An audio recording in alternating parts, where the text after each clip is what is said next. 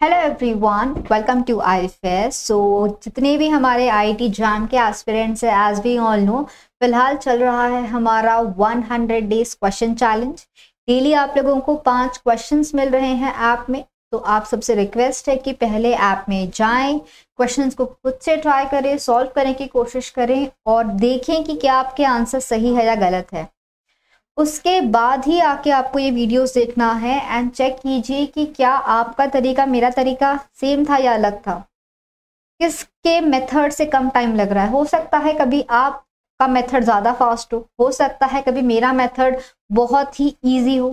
So students, please please please request है आप सबसे, क्योंकि हमारे IIT जैम के एग्जामिनेशन के अंदर बच्चों याद रखना है 50% वेटेज होता है MCQs क्वेश्चन का। तो ये 50% का जो वेटेज है MCQs का, वहां से आपको मैक्सिमम स्कोर लाना है। ओके, MSQs NAT पे तो हम काम करेंगे ही, पर फिलहाल याद रखें कि जो हमारे ये MCQ क्वेश्चंस है इन पे हमें खास ध्यान रखना है। जानते हैं कौन कौन से क्वेश्चंस इस बार थे। पहला क्वेश्चन पूछा गया है, which technique is used to introduce genes into the dicots. तो बच्चों बात की जा रही है डाइकॉट्स की, डाइकोटिलिडन प्लांट्स जो होते हैं उनकी बात की जा रही है। अगर हमको उन डाइकोटिलिडन प्लांट में कुछ जीन इंसर्ट करना है, तो इनमें से हम किस मेथड का इस्तेमाल कर सकते हैं। ऑप्शंस दिए गए हैं, electroporation, particle acceleration, micro injection and TI plasmid infection. ये 4 टेक्निक्स के नाम दिए गए हैं और इन टेक्निक का हम इस्तेमाल कर सकते हैं एंड जीन्स को हम इंसर्ट कर सकते हैं, इंट्रोड्यूस कर सकते हैं बच्चों डाइकोटिलिडन प्लांट्स के अंदर। तो बात की जा रही है स्पेसिफिकली डाइकॉट्स की। ओके, अब इसके लिए हम क्या कर सकते हैं, तो आपको अगर याद हो जब आप लोग पढ़ते हो अबाउट दी एग्रोबैक्टीरियम,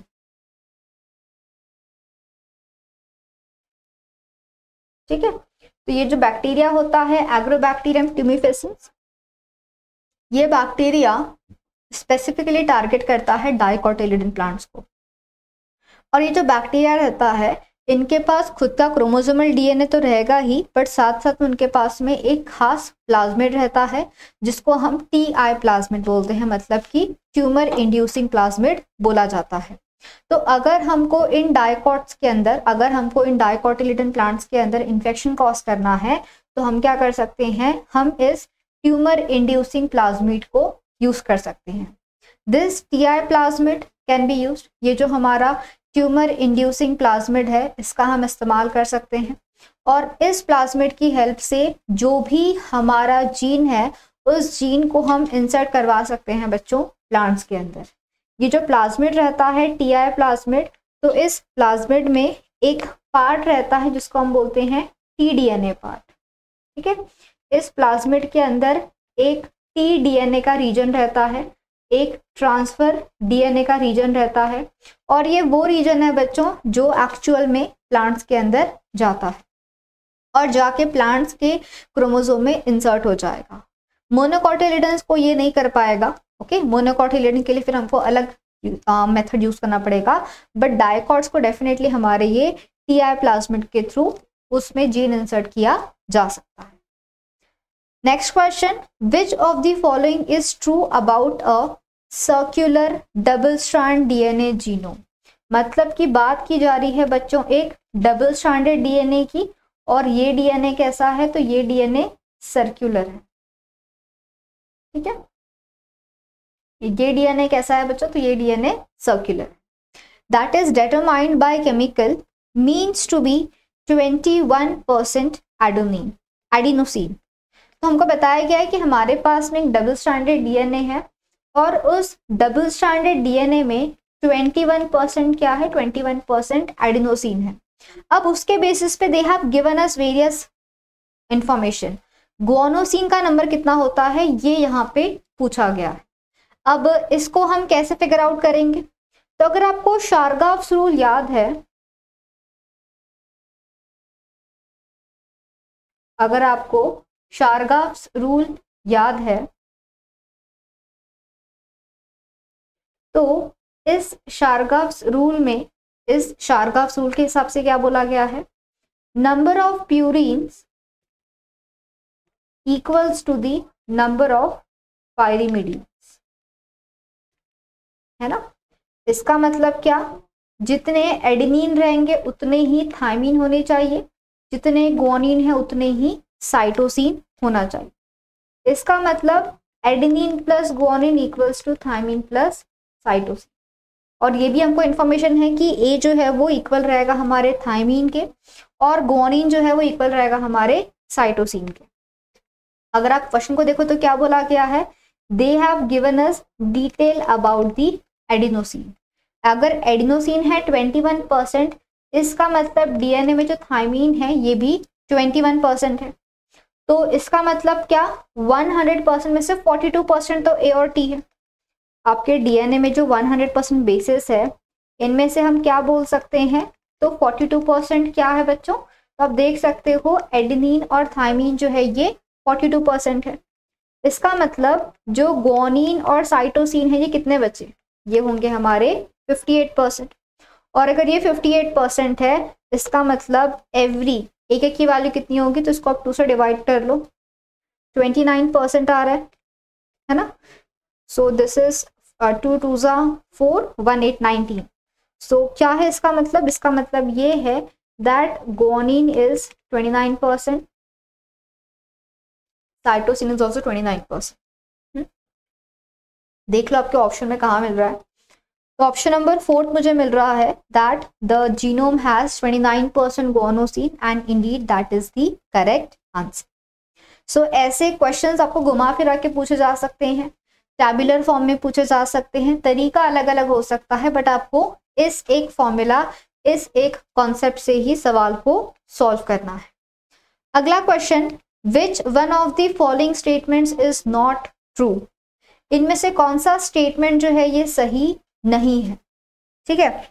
अब क्या क्या इंफॉर्मेशन दी है, plant mitochondrial DNA is circular, plasmodium mitochondrial DNA is linear, chlamydomonas mitochondrial DNA is circular, tetrahymena mitochondrial DNA is linear.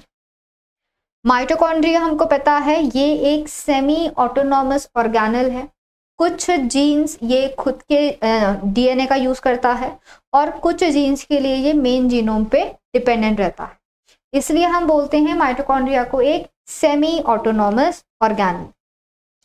तो पहली बात तो ये कि पूछा गया है इनमें से कौन सा स्टेटमेंट जो है ये नॉट ट्रू है, कौन सा स्टेटमेंट जो है ये यहाँ से गलत है।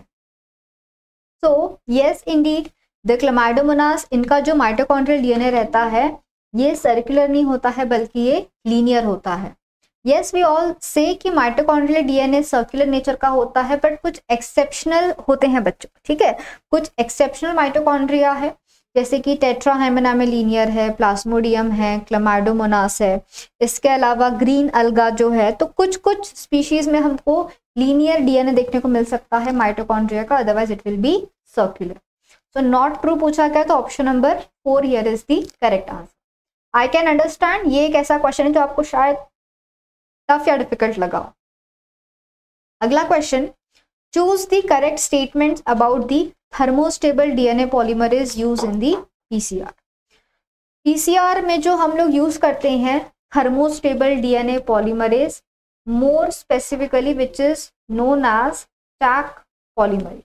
क्योंकि पीसीआर जब काम करता है तो पहले डीनेचुरेशन होता है, फिर प्राइमर आके अनील होता है, उसके बाद में इलोंगेशन होता है, फिर हमारा जीनोम पूरा बनेगा, पूरा डीएनए का वहाँ पे रेप्लिकेशन होगा।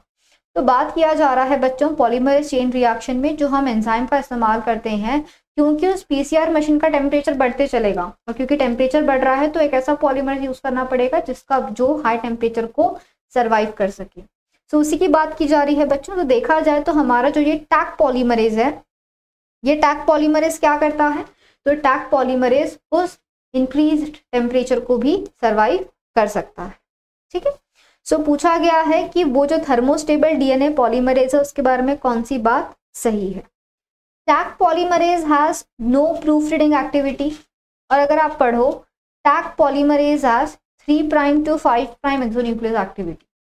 लग रहा है कि दोनों में से कोई स्टेटमेंट जो है ये they are contrasting each other, क्योंकि प्रूफ रीडिंग एक्टिविटी होना इसका मतलब क्या होता है, इसका मतलब होता है 3 prime to 5 prime exonuclease activity होना, करेक्ट।